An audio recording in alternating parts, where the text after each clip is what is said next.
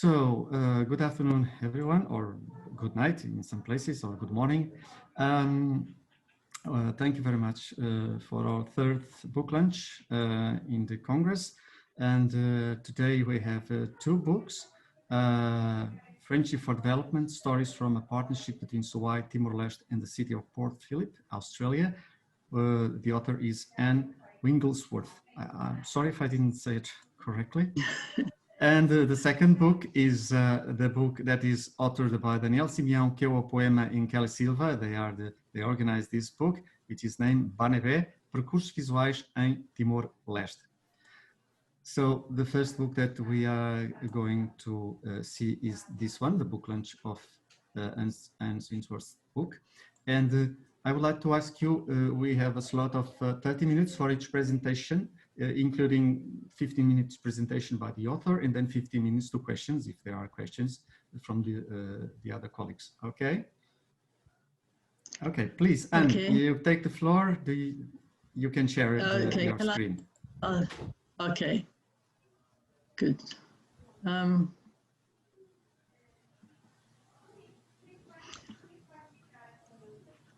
Okay, so this book,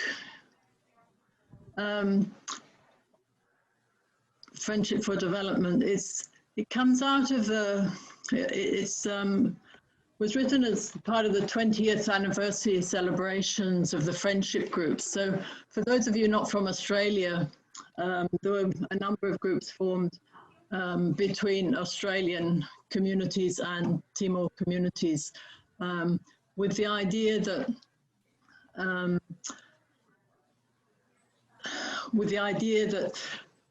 Timorese are not alone, that, you know, we will walk with you and make sure that the kind of atrocities that happened in 1999 would not happen again. So the friendship of the Friends of Suai was, we were asked to work with Suai as from the City of Port Phillip because of the massacre that took place, and it was seen as important that was a friendship, that one of these friendships, citizen relationships, were formed with Suai because of the tragedy that happened there. So there's now about 40 groups that exist, the majority of them in Victoria, but also in other parts of Australia. And many of them operate through voluntary community committees, local fundraising, but some, like Friends of Suai, also have support from their local council. I first went to Suai as working for Caritas Australia in 1996 to 2000 and regularly visited in that period. So my first memory of Suai was this church that was unfinished for many a year, and there are many stories associated with it. And then back in 2004, I was teaching at Victoria University, and it happened that one of my students was actually the coordinator of Friends of Suai that was in my council area, and she invited me onto the committee, so that's how I came to know about it. And because I'd worked for many years in the NGO sector and had a lot of experience in, you know, in that development work through the NGO sector, I didn't really have a lot of expectation a lot would be achieved by a small community group in a local council. But I kind of got involved. I thought it was an interesting concept. And now, 16 years later, I have to say I've been really quite amazed at how much has been achieved by this type of arrangement. And, you know, I visited Suai many times, maybe about 10 times, and done various pieces of work with the Friends of Suai and a lot of my own work as well. So when it came to the 20th anniversary, I felt that what had been achieved was really worth documenting, and the journey to get to where we had got to was worth sharing. So I should actually probably share bigger image. So one of the stories in the book is from Alberto Barros, who is the coordinator, and he talks about the Harley tree. This is the banyan tree. It's a symbol of the community center. And Alberto explains that the Harley tree provides a place that shades and protects the community from rain and sun. It's a place where people of different umaluliks can share together, share their knowledge, and come together to preserve unity and peace. And it symbolizes the community center as a place of shade and safety for the community, where people gather together, share their experiences, engage in education and development. And one of the successes of the community center, which is the main sort of partner of the Friends of Suai, is the management model that Alberto has created, which is kind of consistent both with friendship and Timorese culture, giving staff and volunteers the opportunity to learn and actively promote skill building amongst staff. So many of the staff have worked for a number of years as volunteers, and then they move into a paid position when one becomes available. And in the interviews I did with the staff in last year, there was a high degree of appreciation for the opportunities that people have had to work there. So when I first visited the community center in 2005, there were 4 staff. There was a coordinator, Alberto, who had just become the administrative assistant, a cleaner and a driver. Now there's 35 staff, so quite a significant growth. The programs include collaborative projects with the Suai Secondary School, international NGOs, Alternative Technology Association, Oxfam, World Women's Development Agency, social enterprises of Info Timor and With One Seed, enabling new technologies to be introduced and community-based projects to be supported in sustainable agriculture and tree planting in particular. As well, there's been the community centre has become known as a leader in promoting gender equality, and in fact the friendship helped to support training in community empowerment, which transformed the way the women's development staff worked. They started to be much more consultative with the women's groups instead of like implementing a project. And last year there was this unprecedented public action celebrating International Women's Day, when they decided that they were going to go out and call on the leaders in public offices to employ more women, basically because women just didn't get a chance to get positions on the whole in the government services. And so that was quite an event. I spoke to somebody in Dili, one of the women's NGO leaders. She said, "Oh, I've never heard of anything like that happening in the districts before." She's very impressed. So the friendship model is about relationships rather than projects. It's no coincidence that the paper I contributed to at this conference, which Bel de Santos presented, was also about bottom-up development to promote community empowerment. So a different model, but the same principles were involved. So friendship's a model of development based on building relationships first, which enable trust and mutual understanding to be established. It's a shared journey. It's not constrained by accountability requirements, about programming priorities between Australian Timorese partners. So there's a lot of travel has taken place, a lot of sharing between Australian Timorese partners. And many of the Australians who have volunteered speak of the privilege they feel in having been part of the journey and how it's enriched their lives. So it's very much a shared experience. So friendship appears to be quite a powerful tool for development. So writing this book involved commissioning a number of vignettes. So there's a lot of, about 18 people have contributed little pieces to the book. People from committees, volunteers, coordinators, Timorese staff, Timorese Commission members, Port Phillip Council members, and so on. And it also involved the research visit last year with interviewing Timorese staff. It's a small book, it's a case study, and it has insights into, which I think of value to community development. So yeah, I encourage people to buy it for university libraries and for people working in the field of development studies. Now, I had a launch in Melbourne on Zoom, and I wonder, I'd like to just play for you Kirsty's Swords short talk on this, because I think it's very instructive.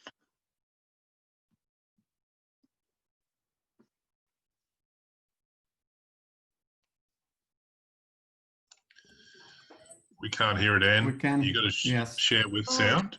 Yes, you have to put the sound of the computer.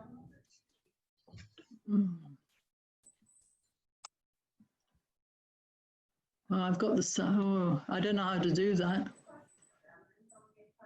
Oh gosh. Usually when you share screen, there's an option to share screen with sound.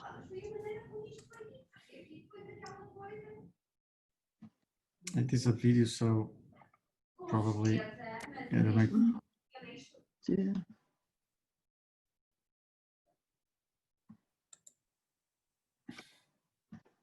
Ah, okay. There it is. Where's it gone? God. You, Anne, for your book and for inviting me to launch it. Thanks to the Australia East Timor Association. Yes. For organising. Yes. You yes, can? It's okay. Yes, it's okay. Yes.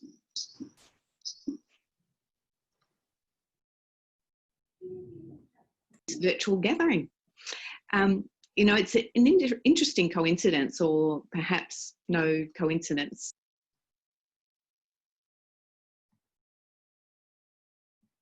For your book and for inviting me to launch it. Thanks to the Australia East Timor Association for organising this virtual gathering. You know, it's an interesting coincidence, or perhaps no coincidence at all, actually, that I first learned about the importance of friendship as the basis for good development work many decades ago from a number of wonderful individuals who've been a driving force behind the Friends of Suai, Covalima. Bill Armstrong, Meg Zolston, Pat Jessen, all of whom were mentors to me in the years that I worked for Australian Volunteers Abroad, now Australian Volunteers International. So underpinning AVI's philosophy was the notion that good and sustainable development work stems from people-to-people bonds built on cross-cultural understanding, mutual respect, trust and friendship. The same philosophy is at the heart of the work that the Friends of Suai Covalima does, and indeed all of the other roughly 40 friendship groups too. As Bill Armstrong points out in his preface to this book, Friendship for Development, the two-way community engagement approach of the friendship associations adds an important dimension to Australia's foreign aid program. Over the years of being involved in the grassroots work of very many friendship associations, I've indeed reflected often on how impactful their work is across so many areas, education and training, health and livelihoods among them. And also how undervalued possibly in terms of the numbers of lives touched, dollars raised and spent, relationships and networks formed.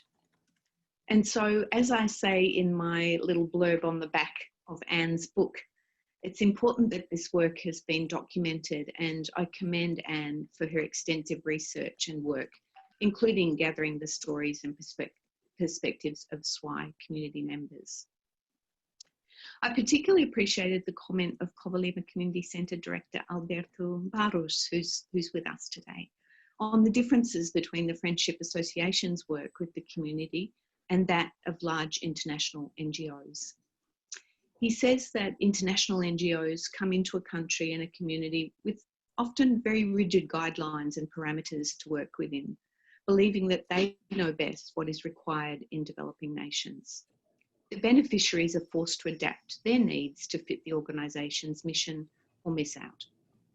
Not so with Friends of Suai Covalima, which is guided in its work by the local community through a community reference group which articulates its own priorities.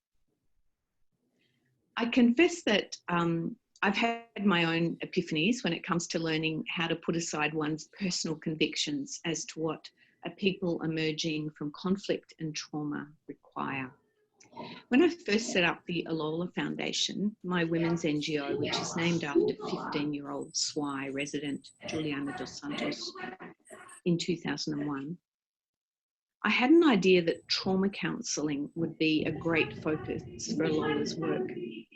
However, travelling around the country and sitting down over a meal or a cup of tea with women and their families, I was told that, in fact, what was a priority for most women was assistance with livelihoods, some training in small business management, how to make a proposal and a budget, how to access seed funding to establish a new enterprise. And so that is, in fact, where Alola began, with a project to support women weavers. I believe that having the humility to listen and to allow what one hears to chart an unexpected course is very important and the crux of the Friendship for Development model. Finally, let me thank all of the people who have stood behind Friends of Suai Covalima with such steadfast passion and commitment for the past 20 years. This book is a celebration and acknowledgement of your solidarity with and impact upon our nearest and dearest northern neighbour, Timor-Leste. Obrigada, Barak, and Viva Timor-Leste. Thank you, Anne, for your book and for inviting me to launch it. Thanks to the Australia East Timor Association for organising this virtual gathering. You know, it's an interesting coincidence, or perhaps no coincidence. Not sure what happened there. Seem to have repeated it. Okay. Sorry. So we have already our slot of 30 minutes have almost completed, but nevertheless, I don't know if is there any question that you want to present to Anne?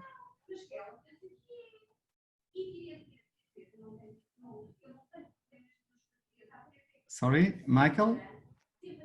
Did you? No, just congratulations, Anne. Well done. Good work. Thank you. So if I could, is there some way I can share this this information about its availability? It is available on Amazon and as an ebook, as well as in Australia as hard copy. So maybe if that could go onto the website together with the information about the book, it would be useful. Can you stop sharing the screen, please? Yep.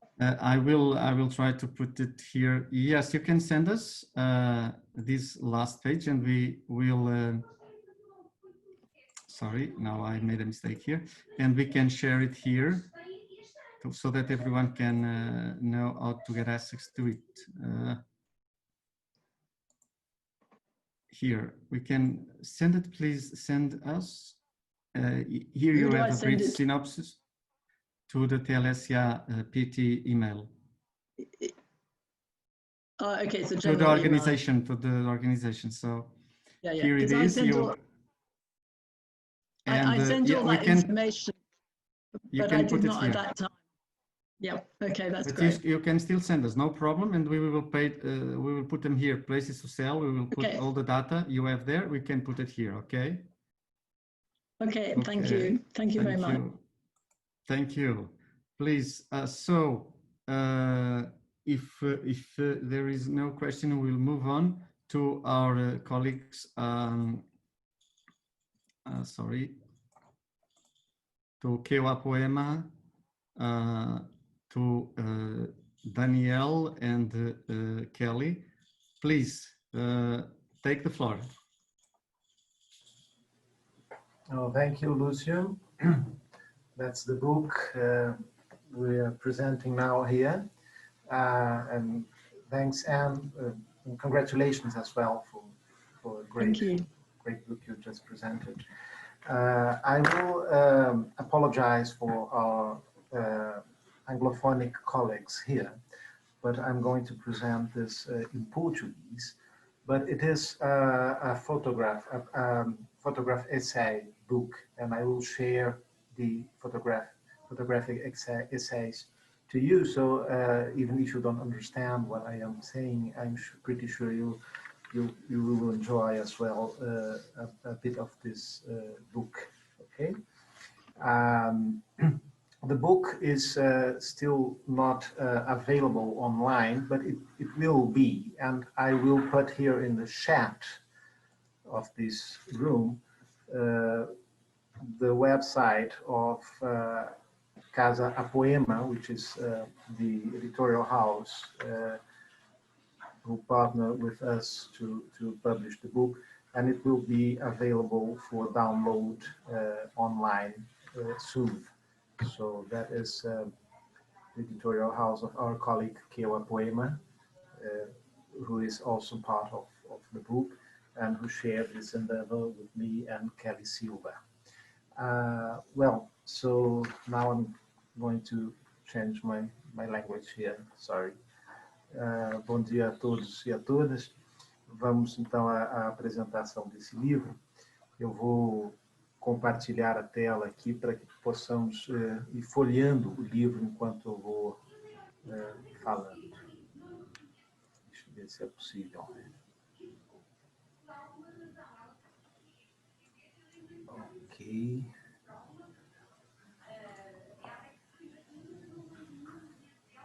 Ok. Bom, imagino que vocês estejam podendo ver, né? Fotografias são muito mais que a simples reprodução de uma experiência. São uma experiência em si, capazes de produzir emoções, conhecimentos, disposições e até atitudes, ainda mais quando se juntam compondo uma narrativa, sugerindo ao leitor uma história cujos sentidos dependem dos percursos já vividos por quem lê. Assim, imagens nunca contam uma única história. Elas evocam significados que podem se formar de várias maneiras na mente dos que participam de sua feitura e daqueles que compartilham a sua leitura. Por meio das múltiplas histórias que produzem, as imagens podem também fazer a história. Pelo poder que tem de evocar os sentimentos, memórias e afetos guardados no repertório do público, as imagens estáticas, como as fotografias, ou em movimento, como o audiovisual, podem mobilizar forças políticas e produzir efeitos de longa duração. Foi o que aconteceu, por exemplo, com as imagens gravadas por Max Tal do massacre de estudantes no cemitério de Santa Cruz, em 91. Sua repercussão mundo afora teve um papel importante no longo processo que resultou na restauração da independência de Timor-Leste em 2002. A trajetória de Timor-Leste é, como de tantos países, marcada pelo registro fílmico e fotográfico. Nos anos 1930, por exemplo, Álvaro da Fontoura, governador português da então colônia de Timor, elaborou um extenso álbum fotográfico que, à moda do seu tempo, promovia o que se chamava a ação civilizadora e colonizadora. Começava o estilo de uma antropologia física do século XIX, que ainda exercia influência sobre o autor, retratando as populações leste-timorenses em vários tipos raciais, com pessoas fotografadas como espécimes representativos de diferentes grupos linguísticos. Seguia com imagens da vida nativa, cenas de trabalho e festas, e concluía com o registro das obras do Estado para a modernização do território. A narrativa contada nas imagens podia ser lida como a promoção de um empreendimento político que queria ser visto como científico, produzido com técnica e critérios para desenvolver um povo tido como primitivo e integral à nação portuguesa. História parecida foi contada por meio de filmes produzidos entre os anos 40 e 60, como bem lembram Pissarra e Palasson, em seus respectivos esforços de sistematização da filmografia sobre Timor-Leste. Nesse período se produziram também imagens para estudo e pesquisa no âmbito da missão antropológica de Timor, liderada por Antônio de Almeida, embora parte importante do material tenha ganhado forma final para divulgação como propaganda de empreitada colonial. Por oposição, a produção fílmica realizada por Rui Sinati, em 62, tinha vocação claramente etnográfica e serviu de base para a formulação de sua tese de doutorado. Eu lê mais devagar. Ah, tá bem. Favor. Ok. Os anos 40 trouxeram também as primeiras narrativas em imagens sobre guerra e violência. São filmes jornalísticos produzidos por equipes australianas, retratando o que seria a bravura das tropas da Austrália e a solidariedade dos nativos de Timor ao combater a ocupação japonesa da ilha na Segunda Guerra. O foco no sofrimento do povo só viria a compor narrativas mais à frente, após a invasão e ocupação indonésia. Nesse período, mais de 20 filmes foram feitos como parte do ativismo pela libertação leste-timorense. Em 99, iniciou-se uma nova fase. Instituições de ajuda humanitária e de promoção do desenvolvimento, bem como o próprio Estado leste-timorense, passaram a irradiar narrativas visuais nas quais crianças e as impressionantes belezas naturais do país têm destaque, evocando representações de esperança em substituição a imagens de sofrimento que marcaram a década anterior. Se as incontáveis fotografias de crianças sorridentes sugerem narrativas sobre um país com um futuro a ser construído, elas também podem ser lidas como representação de uma nação em sua infância, engatinhando rumo à vida adulta, ecoando assim antigos discursos coloniais sobre a importância de promover a civilização dos primitivos. Desde 2002, a produção imagética sobre Timor-Leste tem crescido muito, incorporando a circulação de imagens feitas pelas mãos dos próprios timorenses. Parte significativa dessas narrativas vem de gente de fora do país. Que vivendo e convivendo em Timor-Leste, encantou-se por ele. A recente coletânea, organizada por Davi Palaçons, traz o sabor dessa diversidade de experiências vividas por estrangeiros em Timor-Leste, o Runguranga. Nós também, antropólogos, vinculados a instituições brasileiras que convivemos com Timor-Leste desde 2002, colecionamos registros em forma de imagem de nossas experiências de pesquisa no país. Em 2014, iniciamos atividades de mobilidade acadêmica entre a Universidade de Brasília e a UNTL, por meio do projeto Cooperação para Pesquisa e Formação em Ciências Sociais em Timor-Leste, financiado pela CAPES, Ministério da Educação do Brasil. Por meio dele, viabilizou-se um frutífero intercâmbio de estudantes na área de ciências sociais. Parte importante dessa experiência foi a realização do trabalho de campo de pesquisadores oriundos de instituições brasileiras em Timor-Leste, cursando desde a graduação ao doutorado. Das interações humanas dessas pesquisas resultaram uma expressiva produção científica, amizades, projetos comuns, vivências e, claro, belas imagens. Nesse livro, reunimos parte desse material, produzido em contextos de pesquisa em ciências sociais de investigadores em formação em universidades brasileiras. Este volume reúne um conjunto de ensaios que evoca complexidades e belezas constitutivas da produção da vida em Timor-Leste. Por oposição às narrativas visuais que costumam marcar documentos de várias instituições de governança de países ou populações ditas subdesenvolvidas, propomos uma leitura positiva e relativista da prática e instituições em si mesmas dotadas de racionalidade, beleza, pungência e fertilidade. Como comentamos acima, um ensaio de fotografias pode ser lido de muitas formas e evocar diferentes temas. Nesse livro, os textos que abrem cada ensaio e as legendas que acompanham as fotos foram construídos propositadamente pequenos para que a história pudesse se expandir pelo olhar e pela criatividade de quem interpreta as imagens. De todo modo, queremos sugerir aqui algumas leituras possíveis, ao menos aquelas que marcaram as nossas intenções ao elaborar essas narrativas visuais. O ensaio que abre esse livro é expressivo da pluralidade de temas e abordagens abrigados pelo projeto da CAPES AOLP. Por meio de distintos problemas e em cenários diversos, os pesquisadores buscaram entender como manifestações de práticas locais imemoriais se ligam a elementos de uma vida moderna no Timor-Leste de hoje. Os ensaios que seguem também visibilizam a coexistência de múltiplas tecnologias, elementos oriundos de diferentes universos que interagem em um mesmo cenário. No ensaio de Carlos Oviedo, por exemplo, é esse que está passando agora, vemos como os conhecimentos locais sobre o território integram com sistemas informáticos de alta tecnologia, fazendo-nos pensar sobre o papel do computador e do software em dar nova visão da Terra para as pessoas.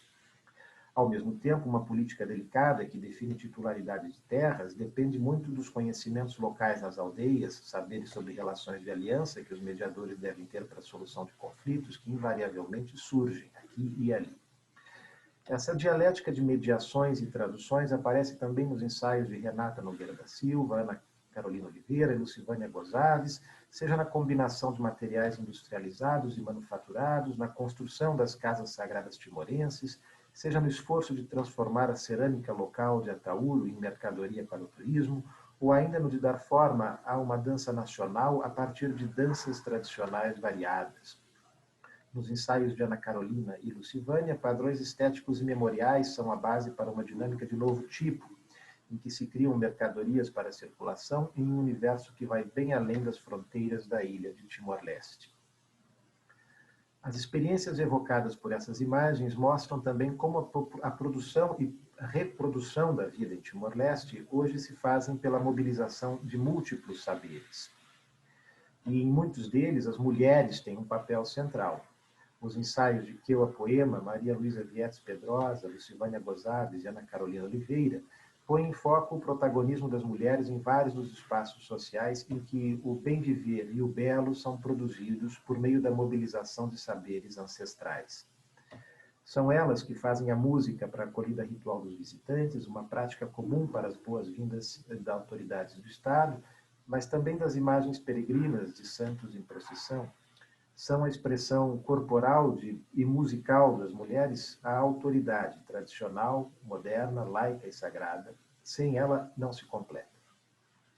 A agência das mulheres, para além das palavras, tão importantes nos rituais leste-timorenses, se dá aqui por sons, gestos e fazeres, como na dança retratada por Lucivânia e no ato de cozinhar evocado por Maria Luísa.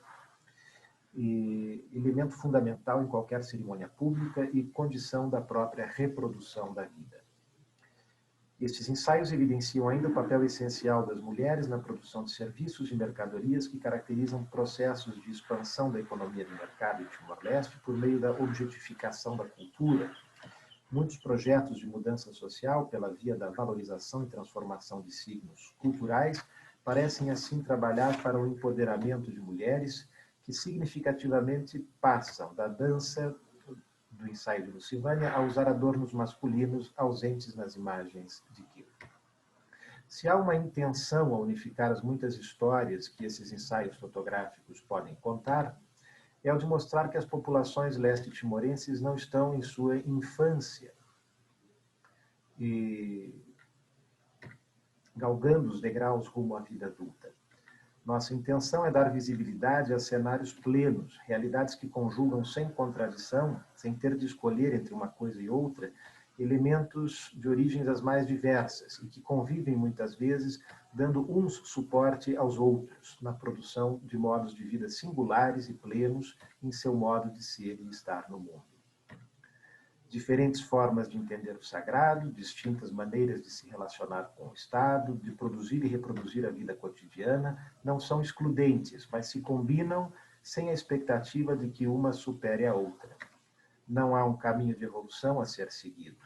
Há uma beleza e uma poesia que existe, não sem dores e conflitos, mas que ali está. E nossos olhos espreitam por meio dessas imagens o que elas têm a nos ensinar.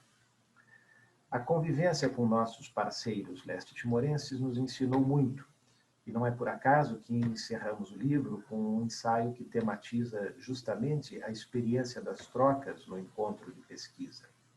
Nele sintetizamos a intenção de celebrar a partilha da vida e sua beleza. Esperamos que essa experiência estética tão importante para a produção de um conhecimento afetado pela vida vivida possa afetar também os leitores e as leitoras desse livro. Celebramos nosso mútuo aprendizado e nossa codependência. Esse livro celebra caminhadas compartilhadas, marcadas por riscos e aprendizados mútuos, com destinos indefinidos. Talvez por isso tenhamos tomado como título a usual saudação leste-timorense, o modo local de dizer olá, que se faz por meio dessa singela e reveladora questão: aonde vai? Ou em Tetum, Banebe.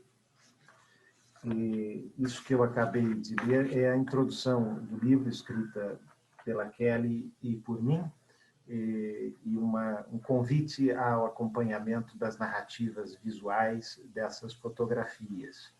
E esse livro foi impresso para ser distribuído em escolas públicas do Distrito Federal, numa tiragem de 600 exemplares, e passará em breve a estar disponível para download na internet, no site da editora Casa Apoema, que eu compartilhei com vocês no chat dessa nossa reunião. Bom, essa é a apresentação, ficamos aqui à disposição. E nós temos também as duas outras co-organizadoras do livro aqui, a professora Kelly Silva, a professora Kelly Apoema. Se quiserem, eu deixo aqui aberta a palavra para elas se complementarem ou dizerem algo. Sim, obrigado Daniel, obrigado Kelly, obrigado Kelly e a todos que participaram. Está muito bonito, gostava de ouvir depois com calma, vou fazer o download de certeza. Mas sim, como estavas a dizer, não sei se a Kelly, ainda temos tempo, portanto vais dizer que tiveste os 15 minutos, não sei se a Kelly e a Kelly querem dar também uma palavra, antes de passarmos a qualquer questão que haja. I'd like just to translate the Latins Daniel just share with you. That is, this book was edited to share with high school students the history of Timor-Leste, what we can learn on the basis of doing research in Timor-Leste. So this is a kind of feedback that we give to the Brazilian society, because we are obliged to do that, as all the government institutions backing our research, they ask us to provide some pedagogical tools to high school students. And so we thought that the best way to do that would be to organize a book with photographies instead of only articles or textbooks. So just to give you the context of the production of this book. And by doing that, it was very good to edit that book for me, I have to say, because it was a way to transmit other kind of experience. I think all of us have somehow in Timor-Leste that is not well expressed by writing narrative. I think the photographs allow us to talk about a lot of more very sensitive and sensible things. So that was our objectives in editing that book. Thank you. Thank you. Kale, do you want to add some more words, please? I'm just so grateful because I was invited by Kelly and Daniel to take part of this work. Really, really. And I think we could go on to the questions. I have to say that the idea of the title came from Kale. As you know, Kale is so creative. And I love that title, Banebe. I think it expressed very, very well the idea that we don't know where we are going to, but we go together, do you know? And this was somehow the idea of inviting people, we invite high school students to think about the world with us, and even to think about our very quotidian things, but inviting phenomena typical from East Timor to think about our lives in Brazil as well. And in a way or another, I think making the high school students to think that we share our existence in the earth at that moment, and even though there are lots of difference between Timor and Brazil, we share many things as well. So I think this is very useful to foster, to nourish in people kind of a global awareness about what makes us humanity, and yeah, this kind of things. Okay, so any question to the authors? There are, you should look at the chat. There are several comments there. Also to Anne, there was also, so please.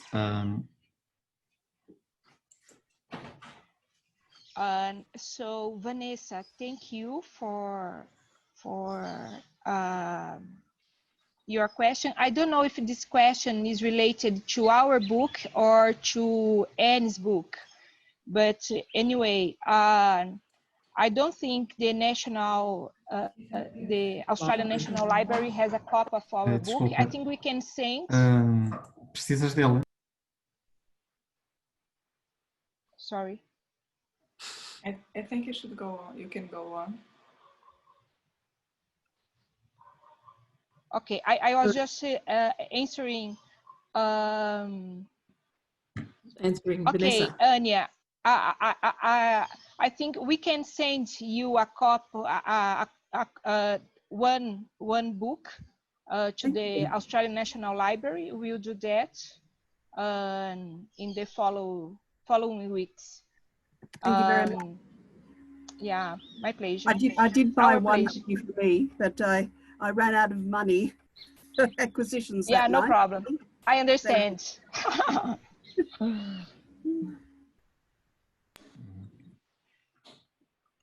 Anyone else? Maybe, yeah, I don't know if Ana Carolina is here. Ana Carolina is one of the authors, as well as Renata. And Ana Carolina went to some public schools in Brasilia to share with the students the book and the experience about doing research in Timor. Carol, do you have something to say about how people have reacted to the book? How was that? Maybe Renata as well? Well, first of all, thank you so much for your efforts, Kale, Danielle, and Kelly. That project was really important.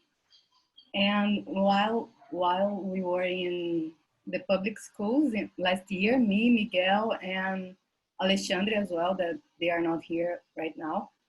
But the students were kind of really impressed about the photos when we were talking about the way Timor life goes and how Timorese deal with the day life. They were like, okay, I know, I see the difference, but the photos got them really impressed and really expecting to know more about that country that even for me, when I got in the university, was kind of, I guess, kind of a mystery. Where is it? Is it Asian? Is it anyway? So anyway, so they were like, oh my God, that kind of place exists. So it's really beautiful. I had never seen something like that, but also so different. And we were trying to show them a different way of life. Here, I have a dog, so it was quite of interesting. Kelly, is it your dogs? Yes, sorry. No worries. I was just like, oh my God. But anyway, so they were like, well, I see the different, I see how different is Timor. And I feel like my life here in Brazil, I guess they were like, oh, I have never thought this could be so beautiful and have so emotion on that, because the photos keep us really impressed, and the colors, they were like, oh my God, they ties, I don't know to say, wave, yeah, I'm not sure. But anyway, that was really interesting, and they were like, oh, I want to show my mom, she does something like that, so approximate us with the other part of the world. So thank you so much.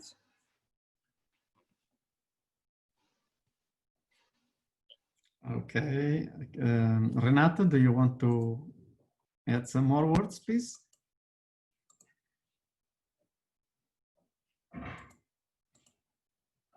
Anyone else has any question? We are running out of time, more 5 minutes. Sim. Go ahead, força, vai em frente. Ok. Sim, experiência participar, e como foi relatado, né, na introdução, eu acho mais que nos trouxe grandes aprendizados acadêmicos, aprendizados pessoais, afetivos, e revendo aqui as imagens, né, e à medida que o Daniel foi lendo, as ações vieram, né, e eu fiquei muito emocionada. Eu acho que foi uma experiência muito rica, e eu acho que a gente só tem que agradecer essa oportunidade de ter passado essa experiência no Brasil, né? Não sabemos se teremos outra oportunidade dessa tão cedo, né? Políticos e tudo mais. Então, esse grupo é maravilhoso, e eu acho que aprendemos muitas coisas junto, e o livro é resultado disso, né? Um livro cheio de imagens, com diversos olhares, com diversas interpretações e vivências sobre Timor. É isso. Obrigado. Obrigado. Bom, se não há mais comentários, se não há mais questões, ficamos aqui com a... Enviem-nos a informação que quiserem, colocamos depois também naquele espaço de livro, ok? Nomeadamente o link da casa Apoema, que eu penso que não está lá, e portanto depois podemos adicionar. Tenho essa impressão, mas não me recordo bem, não me recordo. Portanto, muito obrigado a todos. Thank you everyone for joining us, and okay, Keo will send the link so that you can see where you can afterwards, when it is available, you can go there and download the ebook. Thank you very much, everyone. Thank you, Anne, and thank you, Daniel, Kelly, and Keo, and Carolina também, Ana Carolina, and Renata, as authors also, and congratulations you all. And well, we start tomorrow at 8 o'clock, at least here in Lisbon, and some other hours in the world. And we will have also tomorrow the last book launch also after the panels finish. Thank you very much, and see you tomorrow all. Thank you. Thank you very much. Bye. Bye. Thank you, obrigada. Boa tarde. Até, gente. Boa tarde, até mais. Boa noite. Até mais. Boas.